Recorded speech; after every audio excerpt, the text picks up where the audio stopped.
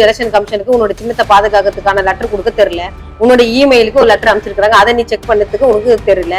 ஒரு கருமாந்திரமும் தெரியல. இது விவசாய சின்னத்தை காணுமே. விவசாய சின்னத்தை வச்சுதானே நீங்க அத்தனை % வாங்குனீங்க. இப்ப எலெக்ஷன் ரிசல்ட் வரட்டும், எத்தனை % வாங்க?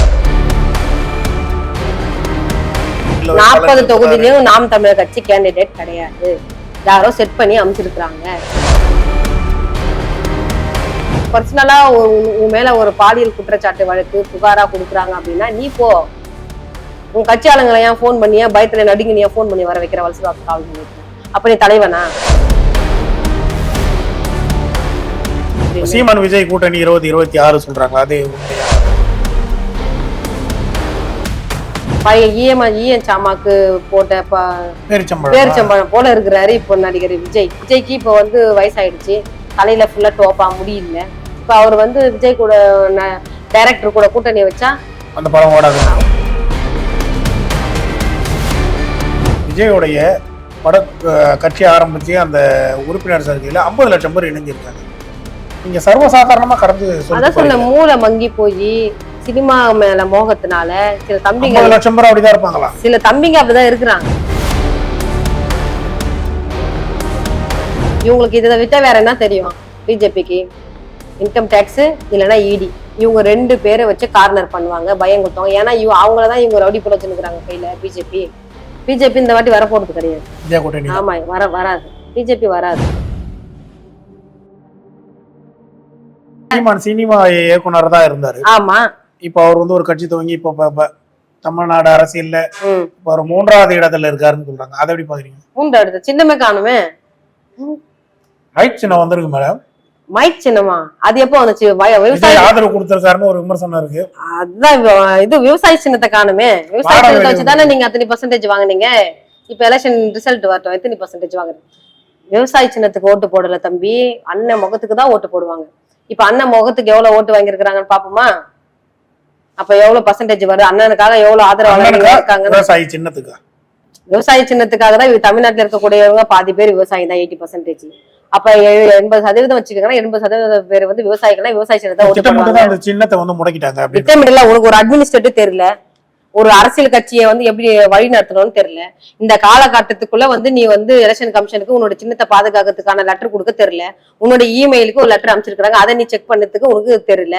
ஒரு கருமாந்திரமும் தெரியல. நீ கட்சி ஆரம்பிச்சுட்ட, பணம் சம்பாதித்துக்கு மட்டும் கட்சியை வாயில மட்டும் நல்லா பேசி பேசி பேசி பேசி அப்போ ஒரு 10 வருஷத்துக்கு முன்னாடி சிடி அப்பலாம். இப்பதான் பென் டிரைவ் வாட்ஸ்அப்லயே நம்மளுக்கு வீடியோஸ் எல்லாம் வருது. அப்ப நீ பேசி பேசி பேசி பேசி பேசி அடிக்கி எங்கெங்கெல்லாம் அனுப்பணும் அனுப்பி பணத்தை வாங்கி எடுத்து உங்க ஜோபியில வச்சுக்கினேன். இப்ப உங்க கட்சியில முதல்ல கேண்டிடேட் இருக்காங்களா? உங்க கட்சியில இப்ப சொந்தமா கேண்டிடேட்டே கிடையாது. ஒரு அம்மா வெளியே வந்திருக்கு பாருங்க, இஸ்லாமிய சகோதரி ஒருத்தர் மன உருகி வந்து வேட்பாளர்களை நிறுத்துறாரு. 234 தொகுதிகள் 40 தொகுதியிலும் நாம் தமிழர் கட்சி கேண்டிடேட் கிடையாது. யாரோ செட் பண்ணி அமைச்சிருக்காங்க. அவங்களுடைய கேண்டிடேட்டும் கொஞ்சம் பேரு தான். மத்தவங்க எல்லாரும் செட் பண்ணி தான் இல்ல நிறைய. இப்ப கட்சியாளர்கள் கூட பல பேர் நாம் தமிழர் கட்சியில இருக்க சில தம்பிகள் எல்லாம் வந்து இன்னைக்கு எல்லாம் யோசிக்க ஆரம்பிச்சுட்டாங்க. யோசிச்சு எல்லாம் வெளியே வர ஆரம்பிச்சுட்டாங்க. எல்லாருமே விரக்தியில இருக்கிறாங்க. ஏன்னா இவரோட செயல்பாடு ஏன்னு கேளுங்க. ஒரு தலைவர்னா பர்சனல் லைஃபுக்காக கட்சியை வந்து பகடைக்காயா யூஸ் பண்ண கூடாது. ஒரு கட்சி தலைவர்னா குடும்ப கட்சியில ஒரு பர்சனல் விஷயம், ஒரு பர்சனலா உன் மேல ஒரு பாலியல் குற்றச்சாட்டு வழக்கு புகாரா கொடுக்குறாங்க அப்படின்னா நீ போ. உன் கட்சி ஆளுங்களை ஏன் போன் பண்ணியா பயத்துல நடுங்கி நீ போன் பண்ணி வர வைக்கிற வலசு காவல் நிலையத்துல? அப்ப நீ தலைவனா? உனக்கு என்ன தலைவனுக்கான தகுதி இருக்குது? இல்ல. இப்ப என் மேல ஒரு புகார், நான் ஒருத்தவங்க கிட்ட நான் ஒரு 10 கோடி ரூபாய் பணம் வாங்கிட்டேன் அப்படின்னா, நான் என் கட்சியில இருக்கிற பொறுப்பாளர், கட்சி தொண்டர்கள் எல்லாரையும் எப்பா வந்துருங்கப்பா ஸ்டேஷனாண்ட, என் மேல கேஸ் கொடுத்துட்டு இருக்காங்க, பயமா இருக்கு, இல்லைன்னா அரெஸ்ட் பண்ணி உள்ள போட்டுருவாங்க, நீங்களா வந்து என்ன எப்படியாவது காப்பாத்திருங்கப்பா அப்படின்னு போன் பண்ணி பேசிட்டு போவோமா? நேரம் போய் நம்ம ஆஜராக போறோம். ஏன்னா இது நம்ம கேஸ், நம்ம வழக்கு, நம்ம மேல கொடுத்துருக்காங்க. ஒரு போராட்டம், ஒரு பிரச்சனை, கட்சி பிரச்சனை, போராட்டம், கைது பண்ணி நம்ம சிறையில வச்சுட்டாங்க, அது நம்ம அந்த வழக்கை சந்திக்க போறோம், நீதிமன்றத்துக்கு போறோம்னா உன் தண்டை அறிக்கை விட்டுட்டு போனா உன் தண்டை உன் மேல பட்டு உள்ள தொண்டை வந்து குவிவான். நீ போன் பண்ணி கூப்பிட்டு போற, நீ தலைவனா? அங்க போயிட்டு தமிழ்நாட்டுல ஒரே கொடி இதான் அப்படின்னு சொல்ற, நீங்களா ஒரு தலைவனா? அதெல்லாம் எல்லாரும் பார்த்தாங்க, எல்லா தம்பிகளை பார்த்தாங்க. இவனுடைய ஆக்டிவிட்டி, இவங்களுடைய பிஹேவியர் எல்லாமே வந்து சிலித்தனமா இருக்குது. ஒரு தலைவனுக்கான தகுதி கிடையாது. இவங்களுக்குன்னு ஒரு கொள்கை சித்தாந்தம் எதுவுமே வந்து ஒரு தெளிவா வந்து இல்ல. இவங்க யாருக்காகவோ இவங்க வந்து அசைன்மெண்ட்டுக்காக இவங்க வேலை செய்யறாங்க. எல்லாரும் சொல்ற போல இது அப்படிதான் இருக்குது அப்படின்னு சொல்லிட்டு இன்னைக்கு கட்சியில இருந்து கொஞ்சம் கொஞ்சமா உடையறாங்க. நாம் தமிழர் கட்சியில இப்ப கட்டமைப்பே கிடையாது. ஒரு ஊர்ல ஒருத்ததான் இருக்கிறான், ஒரு ஊர்ல ஒருத்தவன் தான் கொடியேத்துறான். உணர்வுபூர்வமான கட்சி எல்லாத்துக்குமே ஆதார் நாங்க விசாரிக்கிறோம். எங்களுக்கு போன் பண்ணி சொல்றாங்க, ஒரு ஊர்ல ஒரு கொடி ஏத்துறாங்க அப்படின்னா 234 கொடி பறக்குதுன்னா அந்த 234 தொகுதியில எங்கேயாவதுதான் ஏதோ ஒரு தமிழ் உணர்வாளர்கள் இவரு மேல இருக்கிற பற்று எல்லாம் கிடையாது. தமிழ் உணர்வாளர்கள் பிரபாகரனார் அவர்கள் மீது உள்ள பற்று, இதுக்காக தான் வந்து அந்த கட்சியில இருக்கிறாங்க. எங்கேயாவது கேங்கா இருப்பாங்க. ஒரு சில வில்லேஜ் எல்லாம் பாத்தீங்கன்னா ஒத்த ஆளு, ஒரே ஆளு கொடி ஏத்துட்டு இருக்கிறான், அவ்வளவுதான். முடிவுகளுக்கு பிறகு எப்படி இருக்கும் நாம் தமிழர் கட்சியுடைய முடிவு கட்டமைப்பு எப்படி இருக்கும்? அதுதான் இப்பயே பாதி போயிடுச்சு. கட்டமைப்பே கொஞ்சம் கொஞ்சமா செதஞ்சு உடஞ்சிட்டு வருது. இல்ல ரிசல்ட்டுக்கு அப்புறம் பாக்கணும். இதுக்கப்புறம் தான் முடிவுகள் அவர்களுக்கு சாதகமா அமைஞ்சதுன்னா ஒன்னும் சாதகமா அமைக்க வாய்ப்பே கிடையாது. எங்கேயாவது ஒருத்தர் டெபாசிட் வாங்குறாங்களா பாக்கலாம். ஒரு டெபாசிட் ஏன்னா ஒரு 40 தொகுதியில ஏதாவது ஒரு இடத்துல டெபாசிட் வாங்குறாங்களா ஃபர்ஸ்ட் பாப்போம். ரொம்ப கான்பிடென்ட்டா பேசுறாரு சீமான். அவர் கான்பிடென்ட்டா பேசுவாரு. அவர் பேசுறது அடுத்தவங்களுக்கு கான்பிடென்ட்டா இருக்கணும்ல. அவரு பேசி அவர் கான்பிடென்ட் பண்ணிக்கிறாரு. நீங்க பேசுறது அடுத்தவங்களுக்கு வந்து நல்ல செய்தியா இருக்கணும்ல. அது முழுமையா வந்து அது நம்மளுக்கு வந்து தெம்பு கொடுக்கல. உண்மையா நம்ம வந்து இது வாங்குவோம் அப்படின்னு. சீமான் விஜய் கூட்டணி 2026 சொல்றாங்க. அது உண்மையா? தகவல் எப்படி இருக்கு? கிடைச்சிருக்கக்கூடிய தகவல் வரட்டும் பாத்துக்கலாம். ஏன்னா 2024 என்னுடைய படை தயாரா வந்து நிற்கும் களத்துல. எப்படி போருக்கு வந்து ஒரு படை வந்து தயாரா வந்து ஆயுதங்களோட வந்து நிக்குமோ அது போல வாக்க ஆயுதமா ஏந்தி நாங்க வாக்க வந்து எங்களுக்கு ஆயுதமா நாங்க கேட்டு எங்களுடைய படையை நாங்க 2026 நாங்க இறக்குவோம். அப்ப யாரு வந்தாலும் எதிர்த்து நிக்கிறதுக்கு எங்களுக்கு முழு தகுதியும் திறமையும் நாங்க வளர்த்துக்கொண்டு நாங்க வருவோம். அப்ப யார் வந்து நிற்போம் பார்ப்போம். சீமான் அவர்களும் நாம் தமிழர் கட்சி சீமான் அவர்களும் விஜய் அவர்களும் கூட்டணி வச்சாங்கன்னா பெரிய அளவுல ஜொலிப்பார்களா? உங்களுக்கு எப்படி பாக்குறீங்க? நீங்க ஒரு அரசியல் கட்சி தலைவர் எப்படி பாக்குறீங்க? இல்ல, ஒரு படம் எடுக்கணும்னா டைரக்டர், அப்புறம் யாரு ப்ரொடியூசர், ஹீரோ, ஹீரோயின் நல்லா அமைஞ்சாதான் அந்த படம் வந்து ஃபிளாப் இல்லாம வந்து ஒரு 100 days வந்து ஓடுன்னு சொல்லுவாங்க. கதை நல்லா இருக்கணும். அதுக்கேற்ற போல இவர் டைரக்டர். இவர் வந்து எப்படி சொல்றது, பழைய ஈஎன் சாமாக்கு போட்ட பேரிச்சம்பழம் போல இருக்கிறாரு இப்போ நடிகர் விஜய். அப்ப இவங்க 2 பேரும் நீங்க கூட்டணி அவர் தானே சொன்னீங்க. இப்ப அவருக்கு மார்க்கெட் விஜய்க்கு இப்ப வந்து வயசாயிடுச்சு, தலையில ஃபுல்லா டோப்பா முடியல. இப்ப அவர் வந்து விஜய் கூட டைரக்டர் கூட கூட்டணி வச்சா அந்த படம் ஓடாது. ஏன்னா அவர் ஹீரோ இல்ல. ஹீரோ 2026 நாங்க வருவோம், நாங்க தான் ஹீரோ. மிகப்பெரிய மாற்றத்தை கொடுப்போம்னு சொல்லிருக்காங்க. ஆமா, யாரு? விஜய். குடுக்கட்ட பாக்கலாம். முதல்ல இவருக்கு யாரா ஓட்டு போறாங்களா பாருங்க. விஜய் வந்து ஏற்கனவே பாடல் வெளியானாலே பல கோடி பேர் பாக்குறாங்க. விஜயோடைய கட்சி ஆரம்பிச்சு அந்த உறுப்பினர் சேர்க்கையில 50 லட்சம் பேர் இணைஞ்சிருக்காங்க. நீங்க சர்வசாதாரணமா கடந்து சொல்ல மூளை மங்கி போய் சினிமா மேல மோகத்தினால சில தம்பிங்க 50 லட்சம் பேர் அப்படிதான் இருப்பாங்களா? சில தம்பிங்க அப்படிதான் இருக்கிறாங்க. அது நீங்க ரெக்கார்டிங்லாம் பாத்தீங்கன்னா 50 லட்சம் பேரு 50 லட்சம் பேர் அவங்களே அதிகாரப்பூர்வமா சொல்லியிருக்காங்க. அவங்க வாய் வழியா லெட்டர் பேர் சொன்னாங்க. அதிகாரப்பூர்வமா என்ன காமிச்சாங்க, லிஸ்ட் அவுட் என்ன காமிச்சாங்களா? சும்மா அதெல்லாம் அவங்களுடைய மாவட்ட செயலாளர்கள் மீட்டிங்கா சொல்லிட்டு அதெல்லாம் சும்மா கதை. அதெல்லாம் வந்து ஒரு ரெக்கார்டா நம்ம எடுத்துக்க முடியாது. 50 லட்சம் பேர் வந்து ஒரு ஆன்லைன்ல ஒரே நாள்ல செஞ்சுட்டாங்கன்னா என்ன கேனையா? நம்ம ஒரே நாள்ல செய்யல, சில நாட்களுக்கு அதெல்லாம் சும்மா கதை. அதான் சொல்றேன், சினிமா மோகத்தினால அந்த ஹீரோ மேல இருக்கிற பற்று, அந்த அன்பு பாசத்தினால வந்து இந்த போல வந்து சேருவாங்க. சீமான் அவர்களை குறித்து பேசும்போது சீமான் நிறைய இடத்துல விஜய் பத்தி பேசியிருக்காரு. ஆனா விஜய் எந்த இடத்துல சீமானை குறித்து பேசினதே கிடையாது. ஆமா, அப்புறம் எப்படி அவர் ஒரு ஆளா அவர் கருதி இருக்க மாட்டாரு. அப்புறம் எப்படி சேருவாருன்னு சொல்றீங்க? சேருவாரு நீங்க தான் சொன்னீங்க. கேட்டேன். அது நம்மளுக்கு தெரியாது. அது சேர்றதும் சேராதும் அவங்க விருப்பம். ஏன்னா நாங்க பல இடத்துல நான் பாத்துட்டேன், விஜய் அவர்களும் விஜய் கட்சியை சார்ந்தவர்களும் சீமானை குறித்து எந்த இடத்துல ஒரு இடத்துல கூட இவங்க 2 பேரும் தம்பி. இவர் வந்து டைரக்டர், இவர் கேமராவை ஆன் பண்ணி வந்து ஆக்ஷன் ரோலிங் சொன்னோம்னா நடிகர். அதனால நான் என்ன சொல்றேன்னா, இவங்க சேர்ந்தாலும் மக்களுக்கு நன்மை கிடையாது, சேரலனாலும் மக்களுக்கு நன்மை கிடையாது. அதனால இவங்கள பத்தி வந்து அரசியல் ரீதியா வந்து நம்ம கருத்து பேசுறது. நடிகர் டைரக்டர்னு சொல்லும் போது இந்த இடத்துல அவரை குறித்து அவர் விமர்சனம் பண்ணதே கிடையாது. பண்ணலன்னா அது அவரை தான் நீங்க கேட்கணும், ஏன் விமர்சனம் பண்ணல அப்படின்னு. பண்ணலன்னு கேட்கறத விட இவருக்கு கூட்டணி அமைப்பார்களா அப்படின்றதுல வந்து அது அவங்க அதிகாரப்பூர்வமா அறிவிக்கட்டும். முரண்பாடுகள் இருக்கு, வருமா விஜயும் சீமானும் கூட்டணி அமைக்கிறோம்னு அறிவிக்க சொல்லுங்க. நான் கருத்து சொல்ல வேண்டியதில்லை. மக்கள் என்ன கருத்து சொல்றாங்க நீங்களே கேளுங்க. மக்கள் என்ன கருத்து சொல்ல போறாங்கன்னு கேளுங்க. விஜயுடைய அந்த கருத்துக்களெல்லாம் காதால கேட்கவே முடியாது. மிக மிக எதிரானதாக தான் இருக்கும் அப்படின்ற விமர்சனம் இருக்கு. அதை எப்படி எப்படி விஜயுடைய கொள்கைகள், அவர் இந்த நாடாளுமன்ற தேர்தல் முடிவுக்கு பிறகு அவர் ஒரு பொதுக்கூட்டம் ஏதோ போட போறேன்னு சொல்லியிருக்காங்க, மாநாடு நடத்த போறாருன்னு சொல்றாங்க.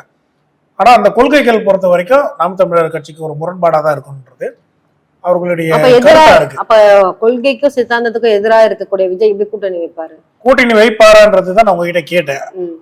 அதுக்கு அது நம்ம அவங்க அதிகாரப்பூர்வமா அவங்க முரண்பாடா தான் இருக்குன்னு சொல்லும் போது விஜயும் நாம் தமிழர் கட்சிக்கும் கருத்து முரண்பாடு திரும்பி வர ஆரம்பிக்குமா இந்த போற ஆரம்பிக்கும்? அப்ப விஜய் சீமான் அவர்கள் வந்து தமிழ்நாட்டுல அடுத்த சிஎம் நான் தான் சொல்லிட்டு இருக்காரு. அப்ப அவரை காலி பண்றதுக்கு விஜய் யாருன்னா இறக்கி இருப்பாங்க. விஜய் யாராவது இறக்கிருப்பாங்க சீசன் பருவம் போல. இப்ப நிறைய பேர் இறக்கிருக்காங்கல்ல. அது போல வருஷம் வருஷம் தமிழ்நாட்டு அரசியல ஏதாவது சீசன்ல வந்து ஏதாவது ஒரு பொலிட்டிஷியன், ஏதாவது ஒரு அரசியல் கட்சி தலைவர்களை பணம் கொடுத்து செட் பண்ணி தமிழ்நாடு முழுக்க கொடி ஏத்துவாங்க, தமிழ்நாடு முழுக்க கேண்டிடேட் நிறுத்துவாங்க. ஆனா ஆட்களே இருக்க மாட்டாங்க, டெபாசிட்டும் வாங்க மாட்டாங்க. ஆனா அவங்க வந்து 3வது இடத்துல இருக்கிறோம், திமுக அதிமுக அடுத்து இந்த கட்சி 3வது இடம்னு ஒரு சிம்பத்தி கிரியேட் பண்ணி ஒரு சீசன்ல ஒரு சீசர் பார்வை மாதிரி ஒருத்தவங்க இறக்குவாங்க.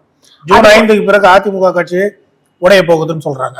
அது ஆல்ரெடி வந்து அதிமுக நிறைய எம்எல்ஏக்கள் வந்து அதிருப்தியில இருக்காங்க. பல பேர் பின்வாங்கிட்டாங்க.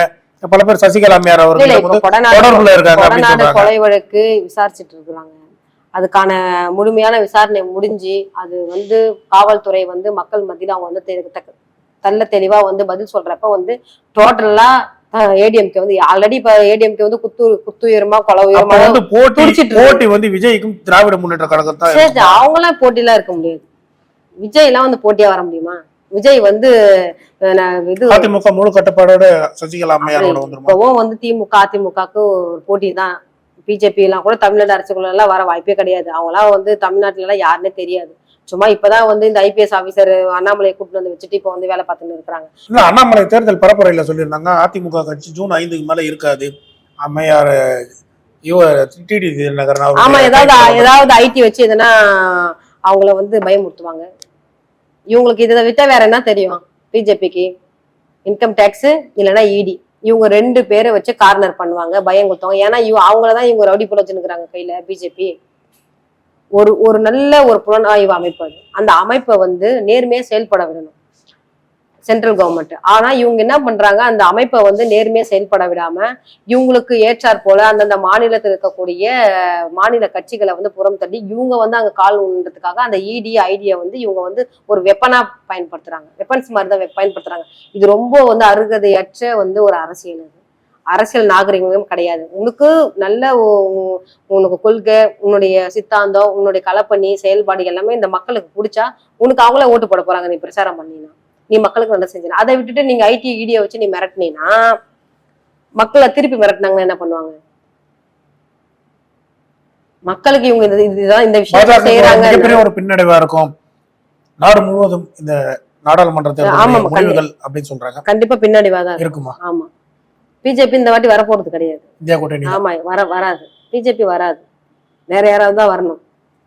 வேற யாராவது இந்தியா கூட்டணி ராகுல் காந்தி ஒருவர். ரிசல்ட் வரப்பதான் தெரியும், அதுக்கப்புறம் தான் முடிவாகும். நம்ம எதுவும் நம்ம கணிக்க முடியாது. இல்ல, நடிகை கஸ்தூரி நிறைய அரசியல் விமர்சனம் பண்ணக்கூடியவங்க. ஆனா இப்போ ஜாதியை குறித்து பேசுனது வந்து ஒரு மிகப்பெரிய ஒரு விமர்சனத்துக்குள்ளானது. அது என்ன கோட்டா ஜாதின்னு ஒரு ஜாதியை வந்து ரொம்ப இழிவுபடுத்தும் வகையில பேசியிருக்கிறது வந்து நீங்க ஏற்கனவே இதற்கு எதிரானவர். இதை எப்படி பாக்குறீங்க? பேரை சொல்லக்கூடாது, அந்த அளவுக்கு ரொம்ப கேவலமானவ, கருவ ரொம்ப அசிங்க பிடிச்ச பொம்பளை தம்பி. அவ பெண்ணிலேயே அருகதையற்ற பெண். அவ வீட்டுக்குள்ள வர்றதில்லப்பா. எப்பயாவது நைட்டு வருவாங்க, அது நைட்டு வரப்ப தூக்கி வந்து போட்டு போவாங்க. வரப்ப போதையில வந்து தூக்கி போட்டு போவாங்களாம் அவளை. இவ பேசுறா பாருங்க, ஒரு சமூகத்துக்கு வரிஞ்சு கட்டின்னு வரா பாருங்க. அந்த சமூகத்துக்கும் 16% இருக்குது. அது இவங்களுக்கு தெரியுதா தெரியலையா? அப்ப அவங்களும் கொலைகாரனுங்களா? இந்த கோட்டால இருக்கிறவங்க உழைப்பாளர்கள் மாதிரி நடிகை கஸ்தூரிக்கு ஏதாவது ஒரு உழைக்கிறதுக்கு தெரியுமா? வேர்வை சிந்தத்துக்கு தெரியுமா? அவ மூஞ்சில ஏதாவது ஒரு சொட்டு வேர்வை வந்து அவ பாத்திருப்பாளா? என் ஸ்டேட்டஸ் என்ன? கஸ்தூரி ஸ்டேட்டஸ். நான் 17 வயசுல இருந்து கருப்பு துணி அணிஞ்சு நான் இந்த மண் உரிமைக்காக இந்த மக்களுக்காக தொடர்ந்து போராடி சிறைக்கு போற ஒரு போராளி. எங்க கோட்டால இருக்கவங்க கொலகார ஜாதிங்கன்னு சொல்லிட்டா அவளுக்கு பிஜேபியில வந்து சீட்டு கொடுத்துருவாங்களா?